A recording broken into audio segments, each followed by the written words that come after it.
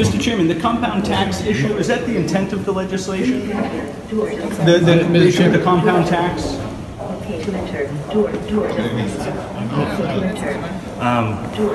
Yeah, it's one of the issues that's been brought forward, and that is not the intent of the legislation, and we are currently working on a fix among other issues.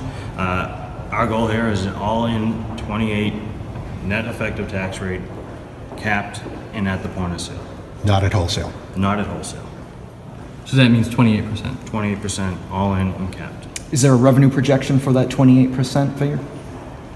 You can come up with different models. The problem here is we have too many unknowns in that, you know, some say 3 years out it'll be a $1 billion market, so every percent is going to mean, you know, 10 million. So you're looking at 28 and $280 million. The problem is you really don't know the effect of.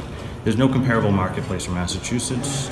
You know, the proximity of other states, is that going to lead to more tourism? What the other states are going to do? You're seeing Maine kind of in a holding pattern to see what we do. New Hampshire does decriminalize, which is usually the model, then to go to medical, then to full. Vermont is in the legislature, Rhode Island, and then Connecticut. And so we're in a unique pattern where it's hard to project. And that's where we're keeping it general in the sense of the tax rate, but also in guaranteeing certain revenue streams from the revenue before we know what it truly is, and the cost of regulations and implementation here in the Commonwealth. So definitely next week. Good.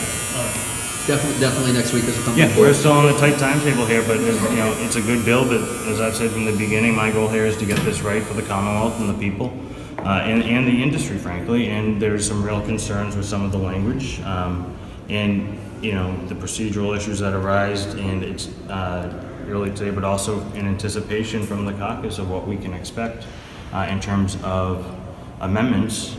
Making sure that we are on solid footing in the rules of the House. You know, this is a unique issue in that everyone has an opinion, one, but two, that it literally touches every area of public policy. You know, not just healthcare, not just criminal justice, but energy. Colorado signed nearly a 1% increase in energy consumption when they legalized marijuana. So we want to make sure that in the event that we have something like an energy amendment or something else, that we are on solid procedural footing. You guys are rewriting two voter-backed initiatives, the medical marijuana law and the marijuana legalization law from November, behind closed doors. How do you want to defend that? Behind closed doors, anything in this bill should not be a surprise for anyone who has actually been focused on this issue. The 5 hearings, 2 outside West Springfield and Shrewsbury, over 30 hours of testimony. But these issues have been covered in all of your media outlets, and there's nothing in this bill that should really be a surprise here. These have all been discussed before.